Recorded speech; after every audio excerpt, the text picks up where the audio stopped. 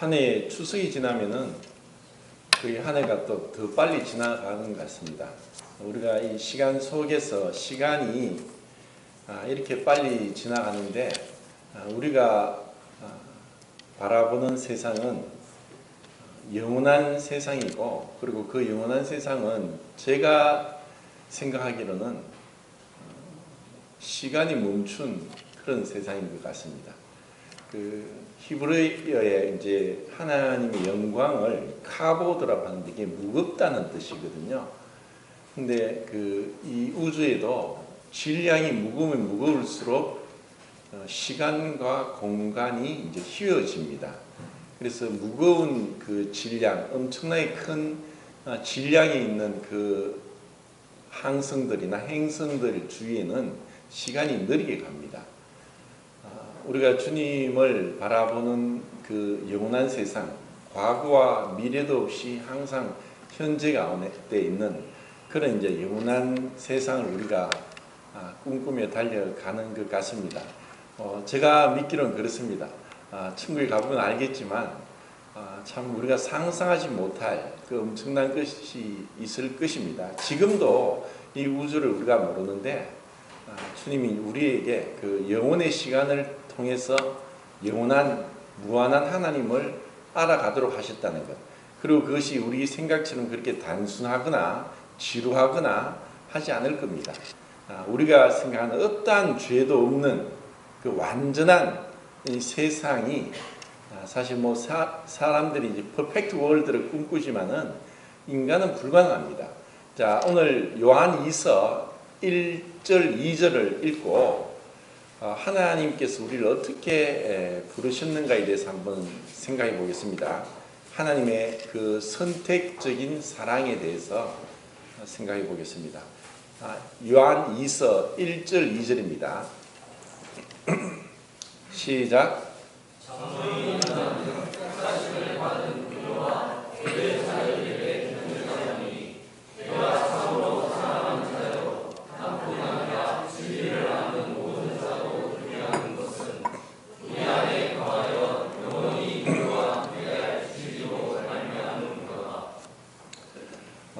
요한이서를 사실 뭐 설교를 잘 하지 않습니다. 그리고 뭐 성도님들이 요한이서에 대해서 뭐 감동을 받고 이 말씀을 이제 뭐 생각한다는 하는 것도 많이 드물죠. 그런데 왜 이 짧은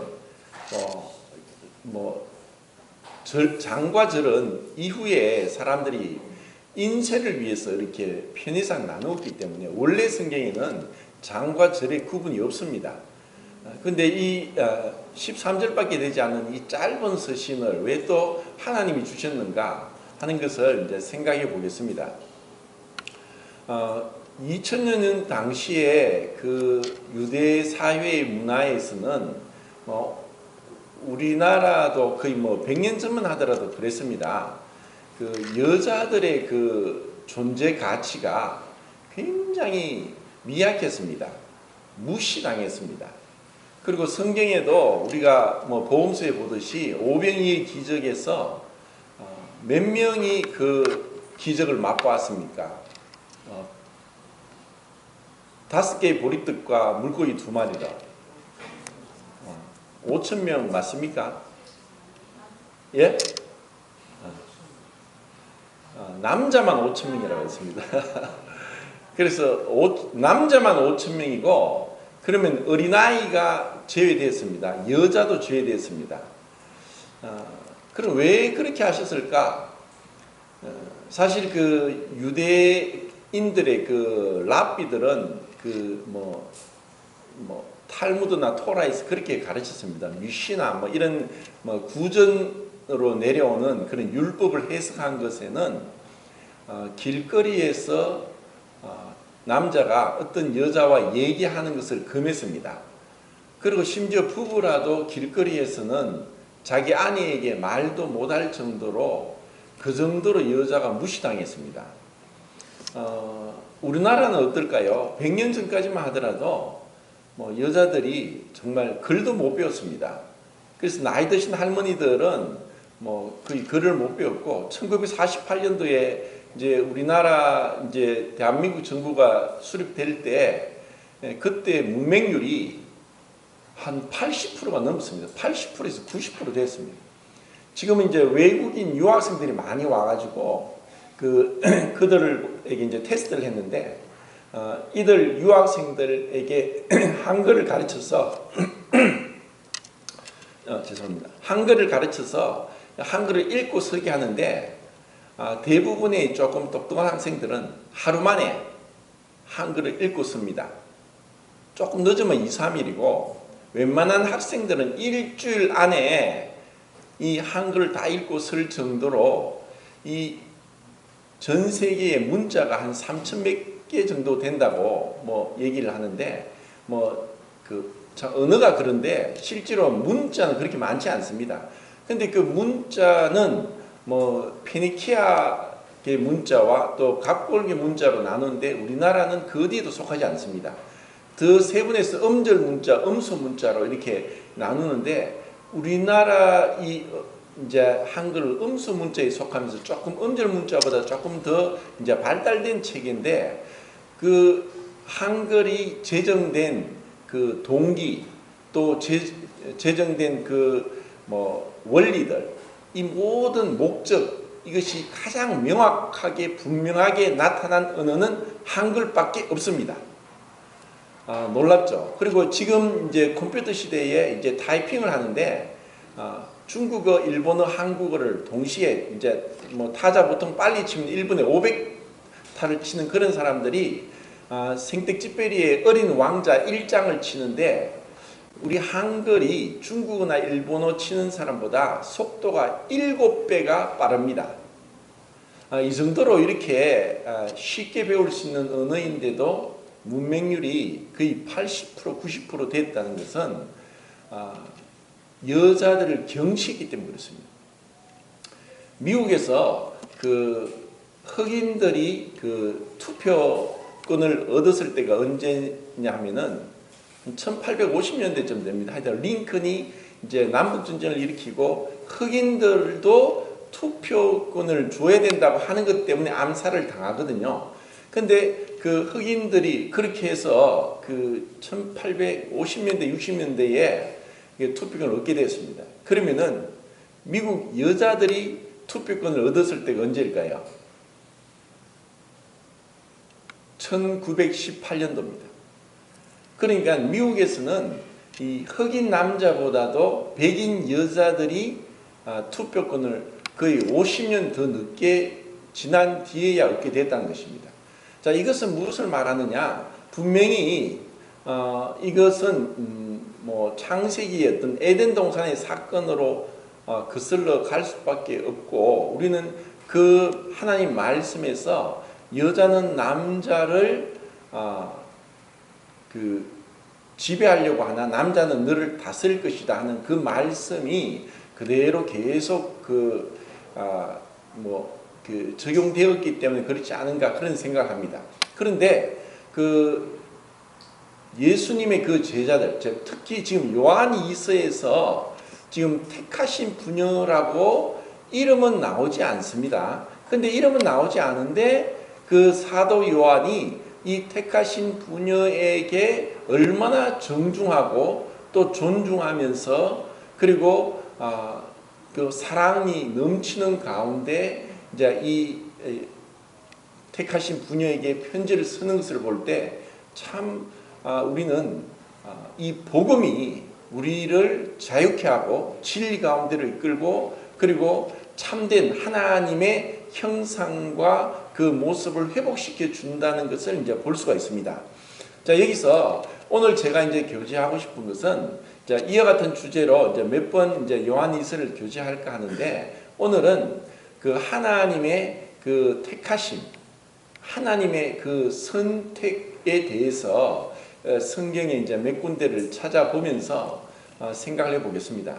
사실 이러한 부분은 굉장히 어렵습니다. 좀 더 이제 깊이 들어가면은 뭐 제가 이제 나중에 따로 뭐 가정집회를 하거나 따로 이런 이 부분에 대해서 이제 좀 더 이제 난해하게도 좀 설명을 드릴 기회가 있을 것 같은데 지금은 이제 그렇게 하면은 너무 이제 어려워서 뭐 성도님들이 이제 지루해 하실 수도 있습니다.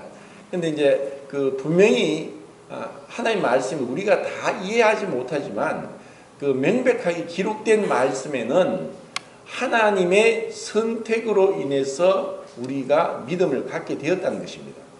근데 이것이 하나님의 선택과 우리의 어떤 자유의지에 대해서 우리에게 스스로 그런 어떤 뭐 합일점을 조화를 시키려고 하는데 그것은 사실 많은 무리가 따릅니다. 왜냐하면은 그 하나님의 선택은 너무나 분명한데 다르게 말하면은 하나님의 선택하심에 있어서도 하나님은 절대로 불의하지 않고 하나님의 공의를 행하시면서 선택을 하신다는 것이 이것이 신비입니다. 그럼 어떻게 해서 하나님이 선택을 하셨는데 우리의 의지와 상관없이 선택으로 인해서 우리가 믿게 되고 구원을 받게 되었다면은 그러면 선택하지 않은 자들은 구원받지 못하는 건데 그것은 하나님 불의하시고 불공평하지 않습니까? 하고 대부분의 사람들은 생각합니다. 그런데 하나님은 전혀 그것이 그 하나님의 그 주권적인 선택과 우리 인간의 그 자유의지가 우리가 생각할 때는 뭐 합치가 안 되고 또 모순되는 것 같지만 지금은 몰라도 우리는 천국에 갔어도 그리고 그분 앞에 분명하게 하나님은 너무나 공의로우시고 또 하나님만이 영광을 받으시고 또 하나님의 구원하심은 지극히 우리에게 뭐 합당하고 또 선하시다 하는 그런 고백을 하게 될 것입니다. 자, 우선 마가복음 13장을 몇 구절 찾아보겠습니다. 마가복음 13장. 예수님께서 마지막 그 어떤 이제까지 창세 이후로 이보다 더 큰 환란이 없었던 것에 대해서 말씀을 하시는데 다는 읽지 못하고 20절을 읽겠습니다. 20절. 시작.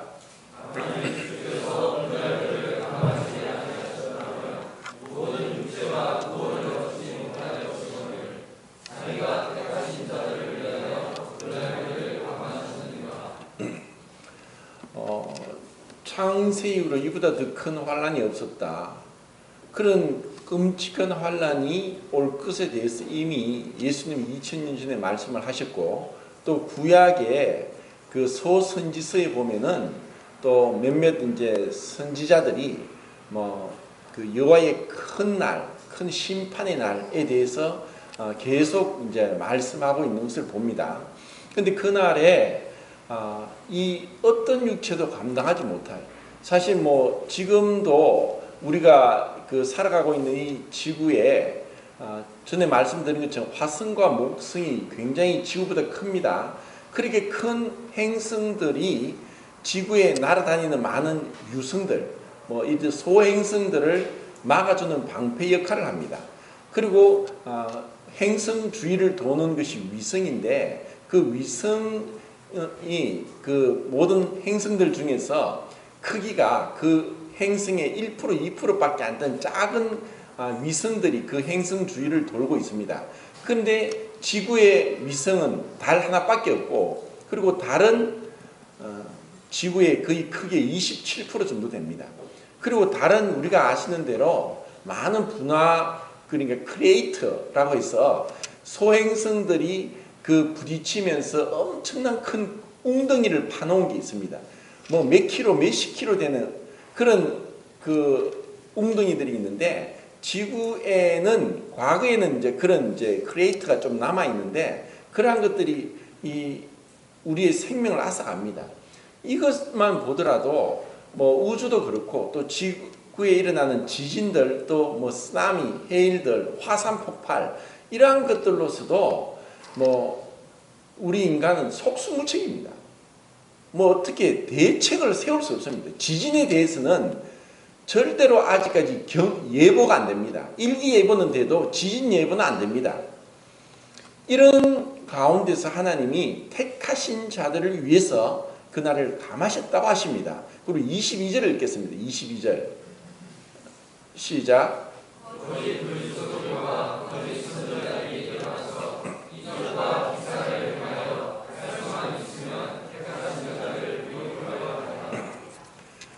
우리는 모르지만 마귀는 알고 있습니다. 마귀는 정말 이 택함을 받은 자와 그렇지 않은 자를 알고 있는데, 이 마귀는 하나님이 택한 자마저도 미혹하고 속이고 넘어지게 하고 죄를 짓게 하고 또 침륜에 빠지게 하고 또 우리가 믿음 안에서 그리스도의 장성한 분량까지 자라가지 못하도록 속이고 계속 공격을 합니다. 밤낮 잠을 자지 않으면서 이 택하신 자마저도 계속 속이고 있다는 것을 우리가 아셔야 됩니다. 그래서 우리의 살아가는 그 믿음의 삶은 다르게 말하면 영적인 전쟁입니다. 여호수아가 그 가나안 땅에 들어가서 전쟁을 할 때도 보면은 이거는 이 인류의 전쟁사에서 거짓말 같은 희한한 전쟁들을 합니다. 분명히 이제 인류의 전쟁사에서는 이런 여호수아의 가나안 전투를 제외시켰죠. 왜냐하면 이것은 믿음이 아니고는 도저히 알 수 없는 것이니까. 근데 이것을 우리가 믿음으로 바라볼 때 여호수아가 가나안 땅에 들어간 것이 그것이 어떤 출애굽한 목적이 아니라 가나안 땅에 들어가서 그곳에 있는 7 족속들을 싸워서 땅을 빼앗는 것인 것입니다. 이것은 우리의 구원도 마찬가지입니다. 우리의 구원이 그냥 하나님의 은혜로 구원받고 그냥 이렇게 살다가 천국 가는 것이 아니라 우리가 영적인 전쟁을 하도록 부름을 받았다는 것입니다. 우선은 그 가나안 전투가 뭐냐? 첫 번째는 우리의 육체의 정욕과의 싸움입니다. 그리고 우리 눈에 보이지 않는 악한 마귀와의 싸움입니다. 그리고 이 세상 풍조와의 싸움입니다. 우리는 이 세상 가운데서 택하심을 받은 자이고, 그리고 우리는 영혼을 계산하면서 하나님 앞에 설 것을 생각해야 되기 때문에, 그리고 하나님이 이스라엘 백성들을 구원하신 것은 여러 가지 목적, 하나님의 그 행하심에서는 다중적인 목적이 있습니다. 단순히 이스라엘 백성을 구원하신 건 첫 번째는 그들로 하여금 예배를 받기 위함입니다. 그리고 두 번째는 애굽을 심판하기 위함입니다. 바로 왕과 그리고 애굽의 모든 우상들을 그 하나님께서 심판하기 위해서 이스라엘을 구원합니다. 그리고 또 하나님은 가나안 땅의 7 족속들에 대해서 그들의 죄악을 400년 동안 참고 기다리시다가 이스라엘 백성들이 이제 한 70명의 가족이 200만 이상의 한 민족, 국가가 됨으로 인해서 이들을 통해서 가나안의 7 족속을 심판하기 위해서 구원하신 것입니다. 이것처럼 우리의 구원도 단순히 내가 천국 가기 위함이기도 하지만, 또 우리가 이 땅에서 육신을 입고 있는 사는 동안에 우리로 하여금 하나님의 빛된 삶, 그리고 하나님을 증거하고, 그리고 하나님의 그 뜻이 하늘에서 이룬 것처럼 땅에서 이루어질 수 있도록 우리를 불러주셨다는 것입니다. 이것을 우리가 발견하고 또 우리 삶에서 주님의 뜻이 어떠한가, 주님이 나를 어떻게 사용하기를 원하시는가, 내가 어디로 무엇을 어떻게 하기를 원하시는가를 계속 이제 찾는 것이죠. 자, 그 뒤에 또 27절을 읽겠습니다. 27절 시작.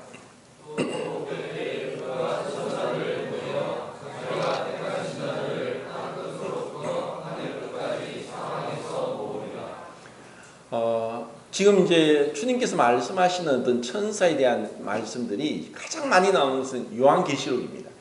하나님이 이 세상을 다스리는데 천사들을 사역자로, 종으로서, 또 바람으로서, 불로서 삼으셔서 그들을 통해 일하십니다. 하나님이 직접 하시지 않습니다. 하나님은 이런 영적인 천사들을 통해서 그분이 그 계획하신 일들을 수행하도록 하시는 것입니다. 근데 그 천사마저도, 천사를 본 사람들도 두려워 떨고 죽을 것만 같았습니다. 그 천사도 우리 사람과는, 마치 사람이 개미를 보면은, 마치 뭐 길거리에 요즘 많은 길고양이를 보면은 하찮은 뭐 동물로 사람과 비교되지 않는 것으로 뭐 너무나 가볍게 무시해 버릴 수 있듯이, 천사가 우리 인간을 볼 때도 그렇게 미미한 존재입니다. 천사는 남자 여자도 아니고 장가도 시집도 가지 않고 늙지도 않고 잠을 안 자도 되고 죽지도 않고, 그리고 어느 정도 미래를 알아맞추고, 그리고 뭐 여러 가지 우리가 상상하지 못할, 우리는 뭐 죽으라고 노력을 해야지 겨우 할 수 있는 것을 천사는 그냥 그 타고나면서부터 능력을 받았기 때문에 그런 능력을 다 할 수 있습니다. 그리고 뭐 우리는 언어를 계속 배워야 되지만 뭐 때로는 방언의 은사가 있어서 배우지 않은 언어도 할 수도 있는 은사를 주시기도 하지만 천사는 이런 우리의 언어를 배울 필요도 없이도 다 우리의 말을 알아듣고 우리에게 의사소통을 할 수 있도록 하는 것입니다. 그래서 그러한 천사가 이 세상에서 택하신 자들을 불러 모으신다고 했습니다. 유월절 때 이스라엘이 그 애굽에서 마지막 10번째 재앙 때도 천사가 와서 그 집안의 장자, 종의 장자, 또 가축의 초태생, 처음 난 것을 죽일 때도 천사가 와서 그 피가, 어린 양의 피가 발라진 곳에는 심판하지 않고 피가 없는 곳은 다 심판했듯이 천사들이 심판을 감당했습니다. 자, 이처럼 분명하게 그 하나님께서 택하신 자에 대한 하나님의 주권적인 그 사랑과 구원 그리고 은혜가 분명하게 이제 성경에 기록되어 있습니다. 그리고 이제 사도행전에 보면은 13장 48절에 이제 바울이 그 마게도냐 첫 성에 있는 빌립보 성에 갔을 때 루디아라는 그 두아디라 성의 자주옥감 장사인 루디아를 만나서 기도하러 갔다가 여자들이 모여 있는 것을 봅니다. 그리고 그곳에서 이제 복음을 전하고 그 루디아가 이제 뭐 믿게 되는데 그때 루디아에게 하나님이 이제 13장 48절에 하나님께서 루디아의 마음을 열어서 바울이 전하는 복음을 믿게 하셨다라고 하는 그 표현을 봅니다. 이것을 보면은 분명하게 하나님께서 이 믿는 자에게 택한 자에게 그 마음을 열어서 믿을 수 있도록 역사하지 않는다면은 우리 인간의 노력, 인간의 의지로는 불가능하다는 것이 성경에서 말씀하고 있는 구원입니다. 자, 그러면 사도행전 16장 14절을 보겠습니다. 16장 14절.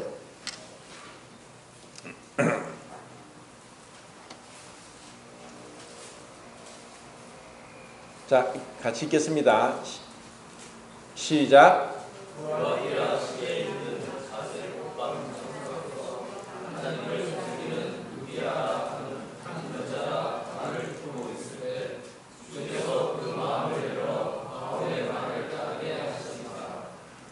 예, 잘 보세요.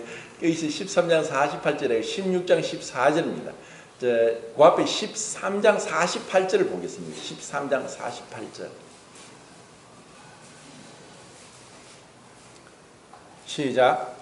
이방인들이 듣고 기뻐하여 하나님의 말씀을 찬송하며 용서를 주시고 작정된 자는 다 믿더라.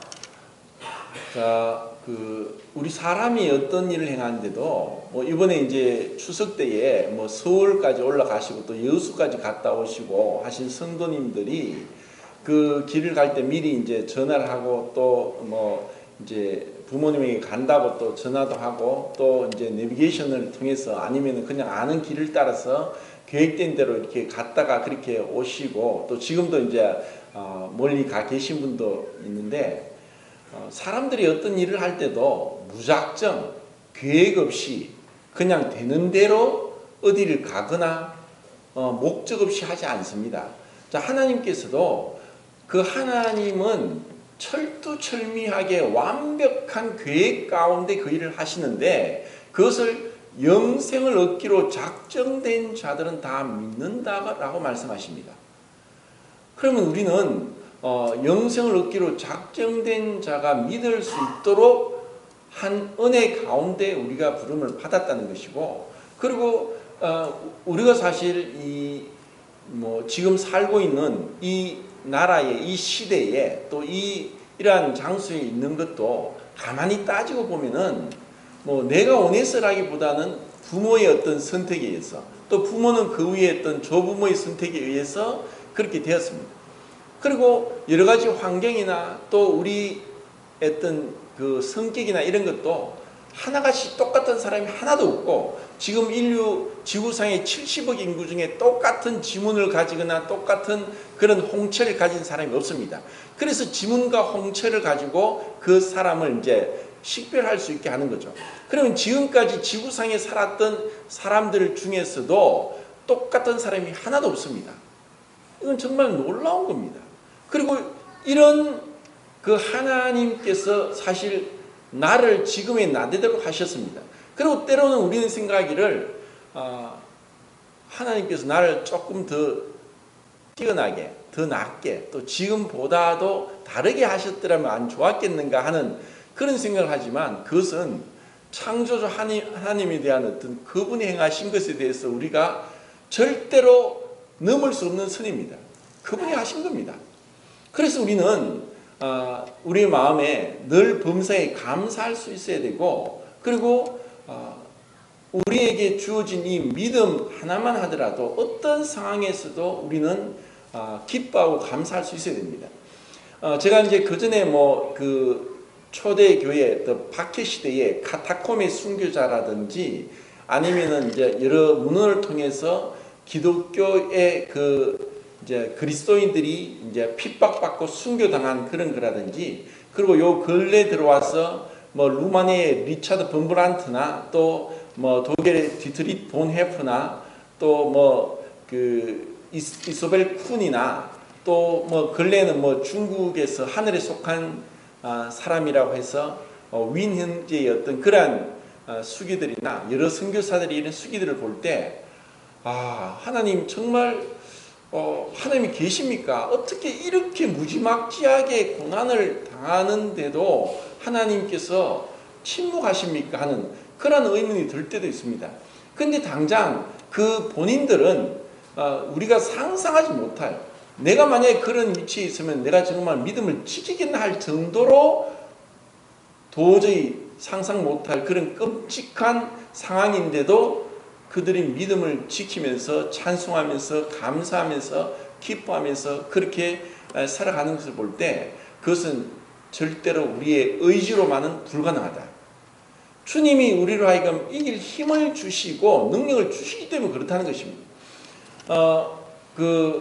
흔히 이제 사람들이 이제 죽을 때, 자살할 때 목매달고 이런 것들, 끔찍한 것들을 하는데, 그런 순간에도 사실 하나님은 어느 정도 그 고통을 경감할 수 있도록 또 호르몬이 분비되도록 하십니다. 그리고 또 이제 요즘 마라톤을 하는 사람들 얘기를 들어보니까, 왜 그 사람들이 마라톤에 완전히 미쳐서 그렇게 하느냐? 42.19km를 그냥 연습 없이 뛸 수는 없습니다. 근데 계속 연습을 하고 그렇게 이제 완주를 하는데, 아무리 선수고 연습을 그렇게 많이 하고 준비를 해도 30km쯤 가면은 숨이 차고 포기하고 싶고 주저앉고 싶고 견딜 수 없는 그런 어떤 한계 상황을 이제 맞이하게 되는 겁니다. 그때 그 힘들 때 호르몬이 분비되면서 그런 고통들이 싹 없어지면서 우리에게 어떤 쾌감이 오는데, 이것 때문에 사람들이 자기도 모르게 그런 어떤 극한 상황에까지 자신을 밀어붙일 때 그것을 견딜 수 있는, 그리고 그 고통을 이기면서 말할 수 없는 어떤 기쁨, 희열을 맛보게 하는 호르몬이 분비된다는 겁니다. 사실 우리가 미량의 호르몬들, 이 우리를 기분을, 감정을 좌지우지하기도 합니다. 여러 가지 호르몬들이 있죠, 그죠? 그런 호르몬들에 의해서 우리가 조정이 되는데, 그런 것을 보면은 이런 고난 가운데서도 하나님은 결코 외면하지 않고 함께 하신다. 베드로전서에 보면은 영광의 왕이 하나님이 함께 하신다. 그 고난 가운데서 영광의 영이 함께 하신다. 그 말씀을 하시는 거예요. 이것은 하나님은 공의로우시기 때문에 그런 고난 가운데 있던 성도들에게 정말 더 합당하게 보상해 주실 것은 우리가 분명하다는 것입니다.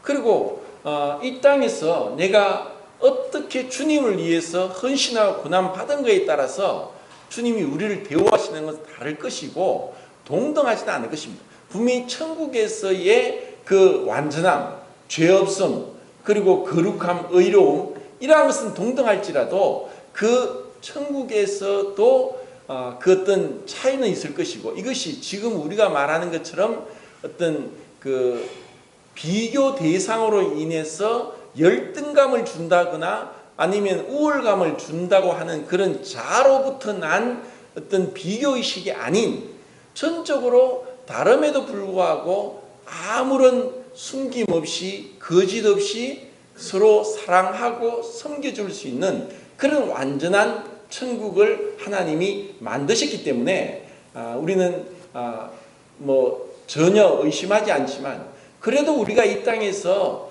주님을 믿으면서 우리에게 영생을 허락하셨고 하나님과 함께 하도록 이러한 축복을 주셨는데, 우리가 이 땅에서 그 하나님의 뜻을 좀 더 알고자 하고 또 바라고 하는 그런 마음은 당연한 것이 아닌가. 그리고 주님은 때로는 우리를 분명하게 영생 얻기에 합당하도록 구원에 있어서는 주권적으로 역사하셨습니다. 그런데 우리가 구원받고 나서 살아가는 데 있어서는 어쩌면 우리에게 맡겨두신 부분이 있습니다. 이것을 우리가 모르면은 이 구원을 대해서 축소시키고 왜곡시키고 변질시킬 수 있다는 것입니다. 뭐 어떤 우리나라 뭐 세종대왕은 보니까 18남 4녀를 두었더라고요. 그런 많은 자녀들이 있었고, 뭐 이세 같은 경우는 8명의 아들을 두었는데 그 중에 말째 8째 아들이 다윗입니다. 뭐 야곱은 뭐 12아들이 있었지만 그래도 하나님께서 요셉을 택하시고 장자의 군안을 주시고 유다를 통해서 하나님이 나셨습니다. 그런데 이와 같은 것들을 볼 때 분명히 한 부모 밑에서 나지만 자녀들은 다르다는 것입니다. 그리고 어쩌면 그 부모가 원하는 것은 자녀들이 믿음 안에서 그 은혜를 알고 부모에게, 하나님에게 존경심을 갖고 살아가기를 원하는 것일 겁니다. 그것처럼 우리에게도 우리를 낳으셨는데, 우리를 낳으신 것은 분명한데 내가 어떻게 태어난 것이 아니라 하나님이 나를 낳으셨고 영생을 얻도록 작정하셨고 하나님이 창세전에 그리스도 안에서 선택하셨고 그리고 우리를 불러주셨는데, 우리가 그냥 똑같이 세상 사람과 산다는 것은, 이것은 절대로 말도 안 되는 얘기라는 것입니다. 자, 그러면 이제 로마서를 또 한번 보겠습니다. 로마서 9장 11절입니다. 다는 찾지 못하고 9장 11절.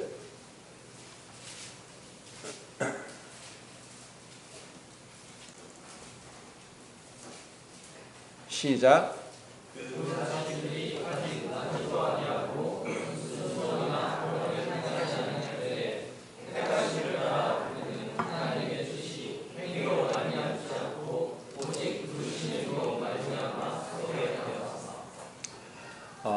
참 이제 이해할 수 없는 뭐 야곱과 에서에 대해서 이해할 수 없지만 그렇다고 해서 에서가 하나님 앞에 뭐 항소를 한다거나 할 수도 없습니다. 왜냐하면은 그는 그가 행한 대로 받기 때문입니다. 그들은 하나님이 어떤 선택하지 않은 것이 아니라 그들이 행한 대로 받기 때문에 하나님에게는 전혀 불의함이 없습니다. 당연한 것입니다. 심는 대로 거두는 거죠. 그런데 택하심을 받은 야곱은 어쩌면 에서보다도 더 야비한 것 같고, 이름도 야곱이고 발꿈치를 잡았고 형 발꿈치를 잡고 나왔고 형을 2번이나 속이고 아버지도 속이고 그렇게 했던 그 야곱인데도 하나님은 택하신 하나님의 주권적인 사랑으로 그를 끝까지 함께하고 축복하고 하시는 것을 봅니다. 이것을 성경에 분명히 예언된 것입니다. 그리고 이 성경의 이 사실적인 그 진리입니다. 그런데 이것에 대해서 우리는 모르지만 분명한 것은 하나님이 야곱을 택했다는 것입니다. 그리고 또 다는 모르지만 또 우리의 가족들 중에서 나를 택하셨다는 것이고, 그리고 그런 가운데서 하나님이 그분의 주권적인 선을 행하고 계신다는 것입니다. 자, 뭐 말씀이 많은데 16장 13절을 한번 보겠습니다. 여기도 이제 동일하게 택하심에 대해서 나오는데 16장 13절입니다. 자, 읽겠습니다. 시작.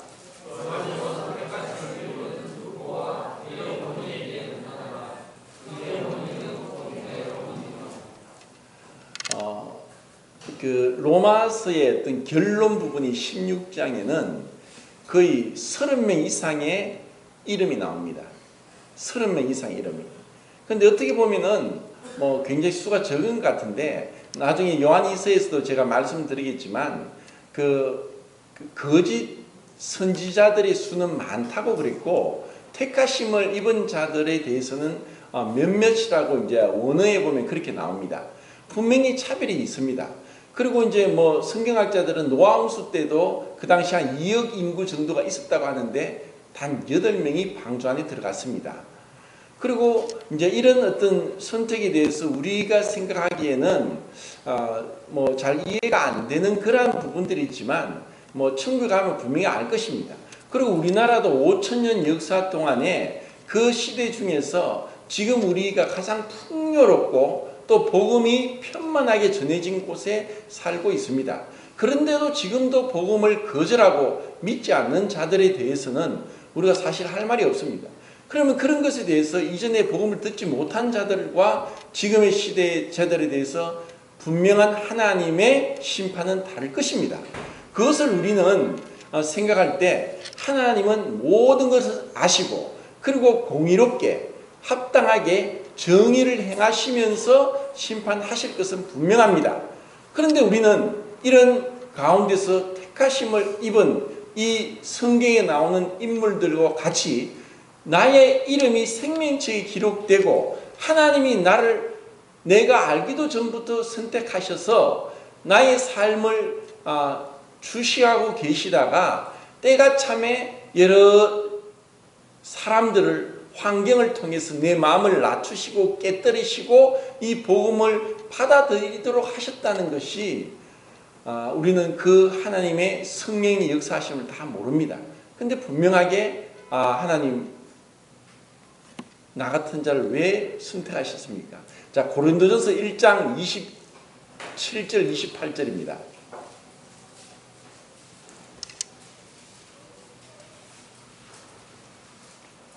시작.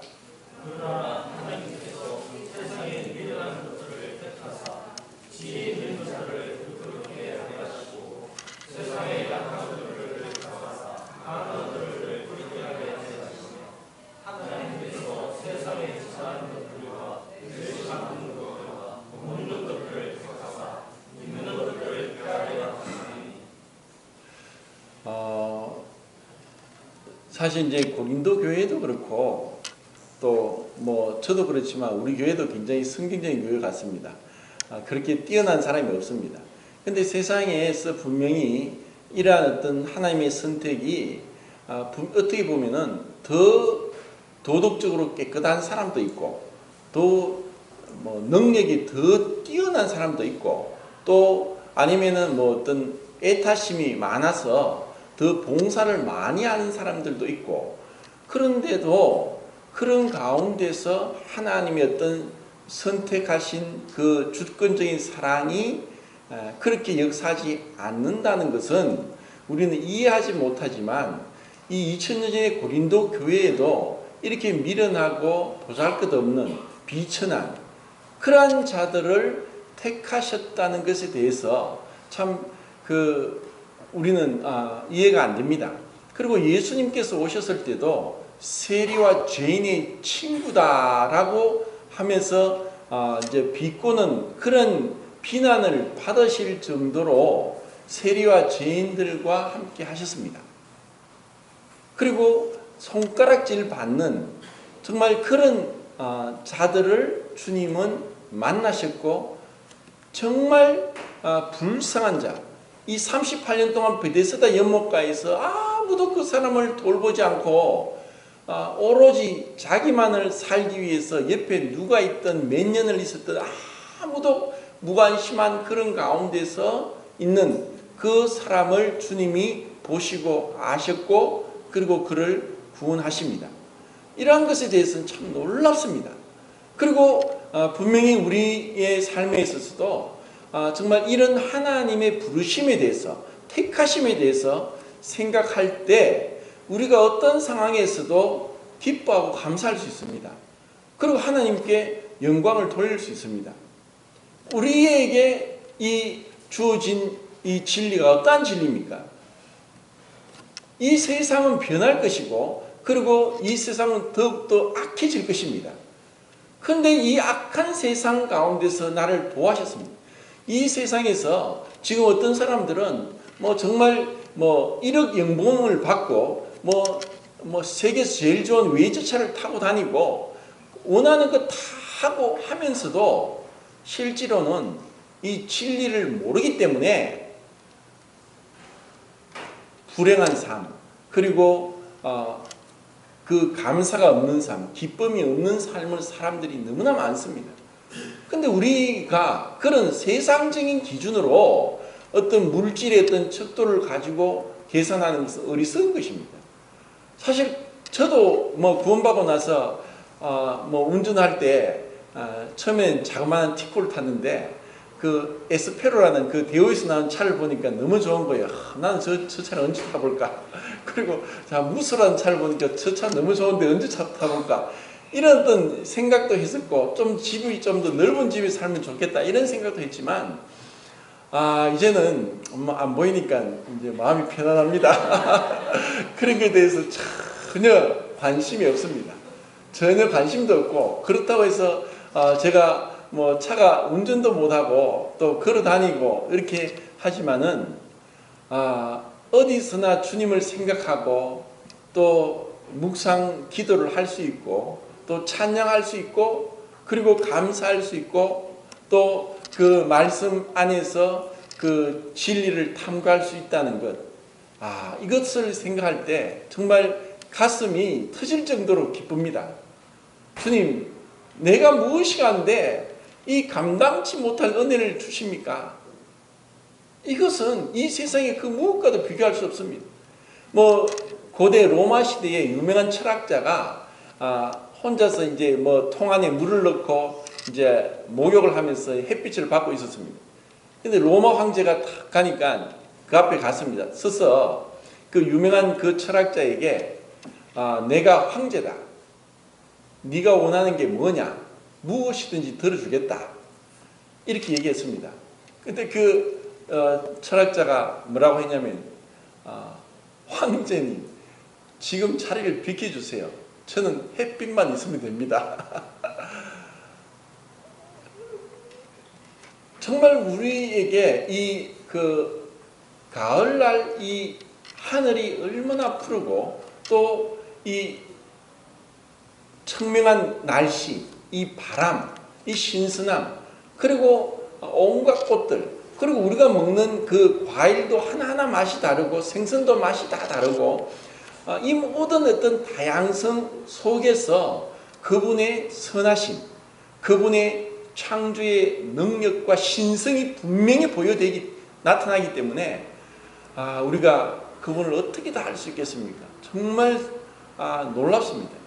그런 가운데 이렇게 미천하고 보잘것없고 한 자를 불러주셔서 택하셨습니다. 그리고 그분을 찬양하겠습니다. 얼마나 우리가 찬양을 해야 되겠습니까? 에베소서 1장 4절 창세전에 우리를 그리스도 안에 선택하셨다. 그것을 어떻게 우리가 다 설명하겠습니까? 오늘 현대 물리학자 중에 카를로 로벨리라는 유명한 이제 현대 물리학자가 있는데 그 사람이 상대성 이론과 양자역학을 통합해서 양자중력이라는 이론을 내세워서 굉장히 유명한 사람이 있는데 시간은 흐르지 않는다는 책에서 그렇게 이야기합니다. 시간은 절대적이지 않다. 관측자의 위치와 속도에 따라 달라진다. 어디에 있는가에 따라 달라진다. 시간은 과거에서 언제까지 흐르는 것도 아니다. 그리고 또 브라이언 로빈이라는 그 과학자는 시간은 얼어붙은 강이다. 그렇게 이야기를 하는데 우리가 볼 때는 미래는 아무것도 정해지지 않은 것 같지만 하나님 앞에는 모든 게 펼쳐져 있습니다. 그리고 그런 어떤 얼어붙은 강 가운데 아무것도 못하는 것 같지만 그분은 인간의 불의함과 죄악 가운데서도 그분의 완전한 뜻이 성취되도록 이루어가고 있습니다.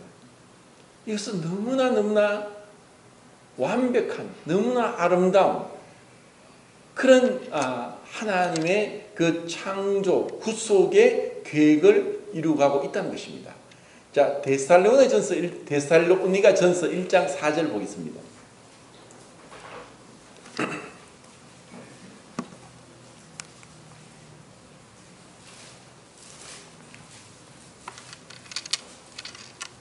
읽겠습니다. 시작.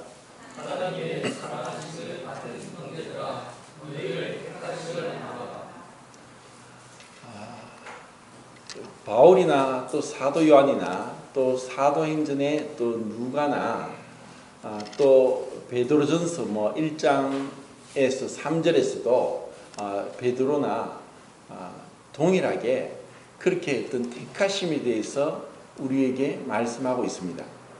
하나님은 그 선택을 이미 이 세상을 창조하기 전부터 하셨다. 이것을 언약신학에서는 구속 언약이라고 하는데, 그 삼위일체 하나님께서 이 세상을 창조하기 전부터 모든 것을 아시면서 그분의 계획 가운데 이 일을 이루셨습니다.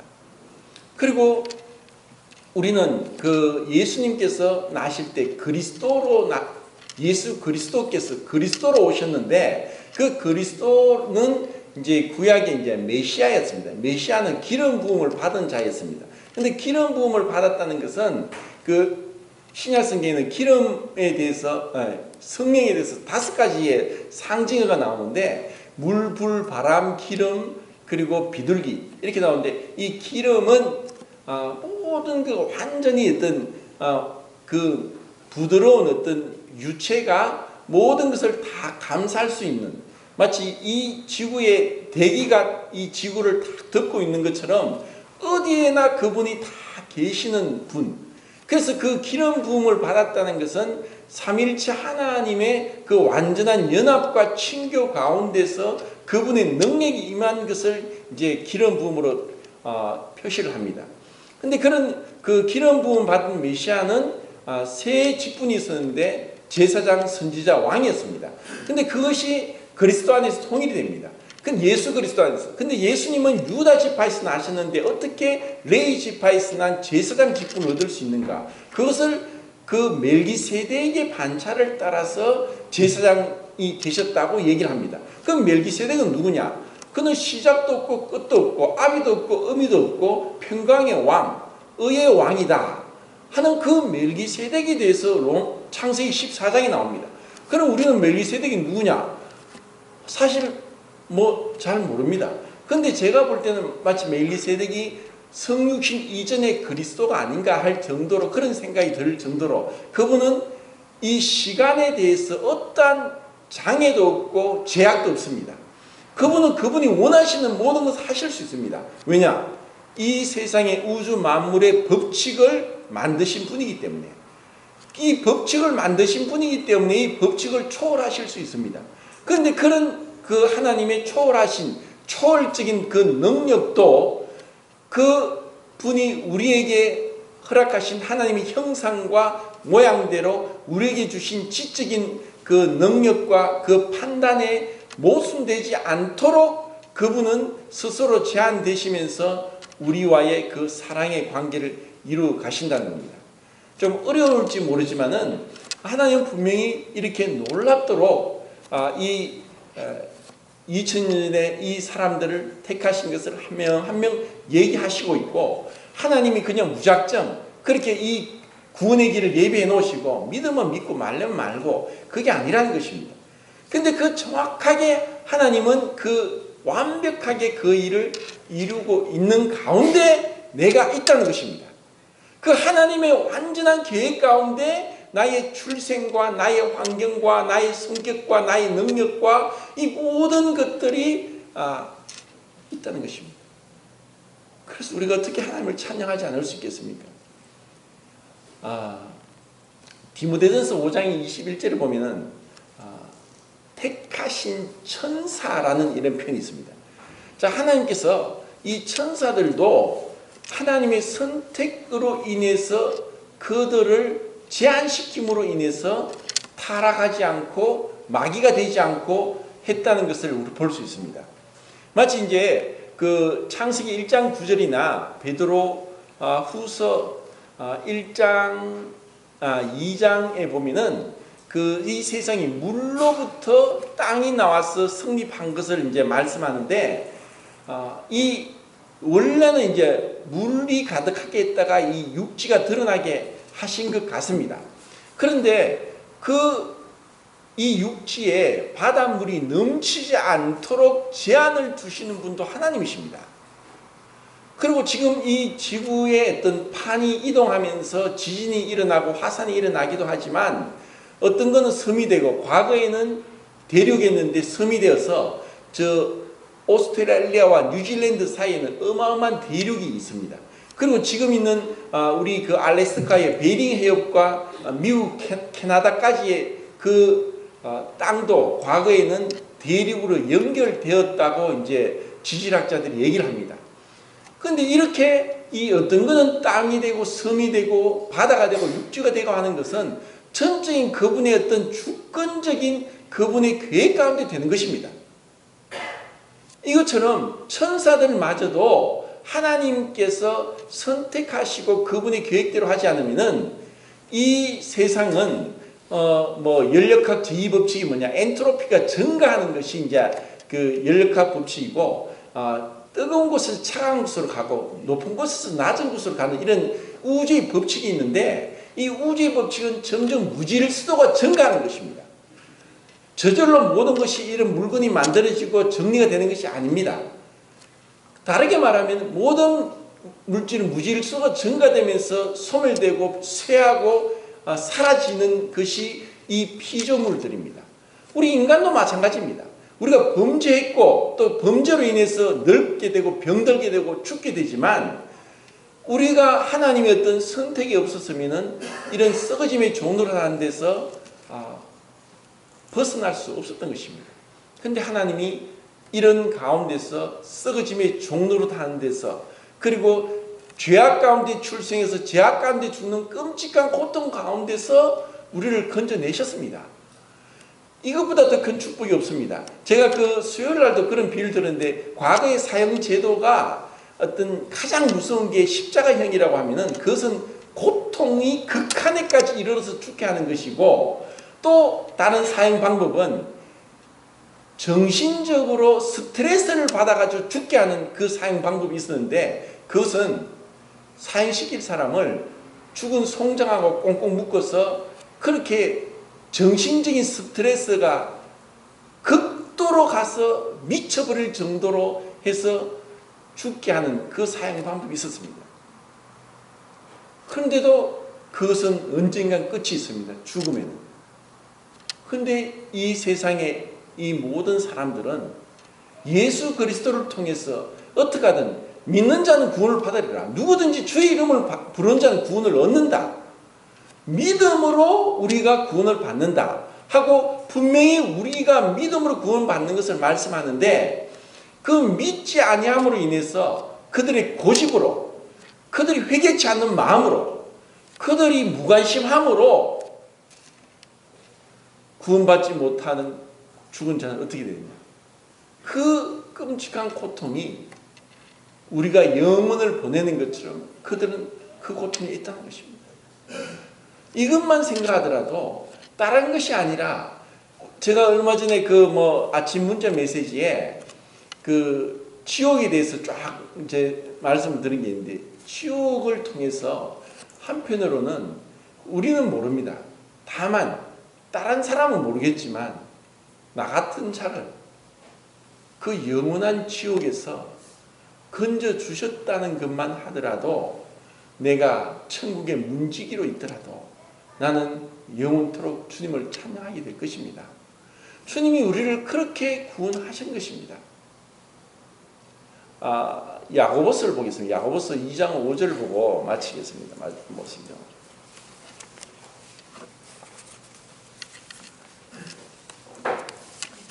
자, 2장 5절입니다.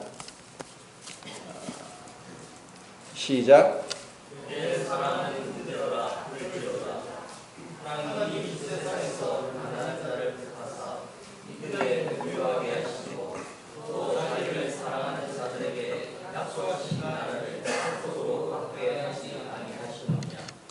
자, 여기서 이제 첫 번째는 가난한 자를 선택하셨다. 흔히 뭐 우리는 그러죠. 아, 내가 부잣집 아들로 태어났으면, 저 어떤 대기업의 뭐 재벌 아들로 태어났으면 얼마나 좋았겠나, 그런 생각할지 모릅니다. 한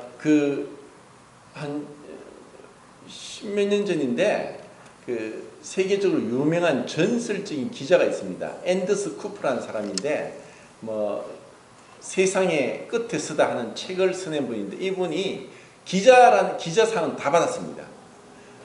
그 90년도인가 그 걸프전에서 그 폭탄이 막 떨어지는 곳에 CNN 프리랜서 기자로 가서 폭탄이 떨어지는 현장 중계를 하면서 방송을 내보냈습니다. 그래서 기자상을 받는데, 이 사람이 세상에 어디든지 재난이 있는 곳에는 안 가는 곳이 없습니다. 마치 그것을 즐기는 것 같습니다. 뭐 온갖 쓰나미, 인도네시아 쓰나미, 그리고 뭐 미국의 그 뉴올리언스의 카트리나 태풍이 와가지고 그 어떤 끔찍한 재앙이 있는 곳에 막 그 전쟁이 있는 곳에만, 재난이 있는 곳에 가서 현장 취재를 막 합니다. 그러니까 생생한 뉴스를 이제 CNN이 그걸 보도하면서 굉장히 주가도 올라가고 했는데, 이 사람이 어떤 사람인가 하면은 미국의 그 철도 회사 재벌 3세로 태어났습니다. 밴드필드 가에 그 3세로 태어났는데, 그 자기 아버지는 그 뭐 아내와 뭐 그 형도 있고 자기도 있었는데, 보는 앞에서 이제 그 재벌 2세로 태어났는데 그 권총으로 이제 자살합니다. 그리고 자기 바로 위에 형이 엄마와 자기 보는 앞에서 그 아파트 뭐 십몇 층에서 뛰어내려 죽습니다. 완전히 이제 돈은 엄청나게 있죠.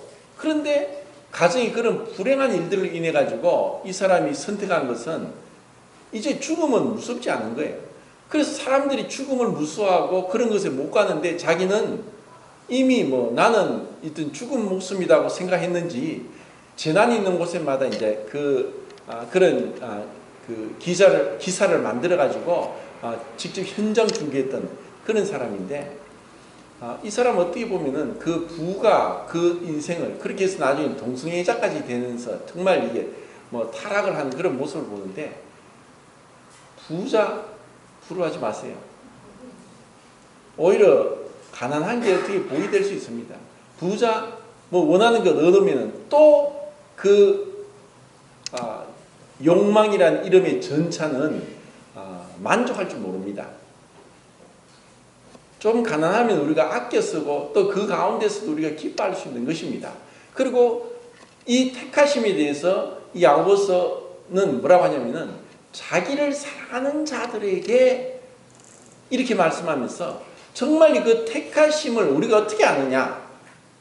정말 내가 택함 받은 걸 어떻게 아는가? 내가 그냥 머리로 예수님 믿습니다, 구원받았습니다가 아니라 정말 그분의 택하심을 증거하는 것이 있습니다. 그것은 주님을 사랑하는 것입니다. 주님을 사랑하는 것이 택하신 증거입니다. 나는 주님을 얼마나 사랑합니까? 내가 주님을 사랑하는 그 어떤 삶의 모습이 어떻게 나타나고 있습니까? 무엇으로 내가 주님을 사랑한다고 할 수 있겠습니까? 내가 택하심을 받았다. 나는 예수님을 믿었고 십자가의 보혈을 믿고 내가 죄사함을 받았다 하는 것이 내가 정말 택하심 받았다는 어떤 증거가 되는 것이 아니라, 내가 정말 주님을 사랑하는 것이 내 삶에 어떻게 나타나는가가 우리의 구원의 증거라는 것입니다. 이제 요한일서에 뭐 사실 뭐 한 시간 안에 끝내려고 했는데, 제가 교제를 하다 보니까 또 교제할 것이 많고 해서 오늘은 다 아시는 말씀이지만 이 택하심에 대해서 한번 생각해 보면서 하나님 앞에서 우리 자신을 돌아보고 주님의 그 은혜로운 그 구원의 그 선택에 대해서 감사하는 시간이 되기를 바랍니다.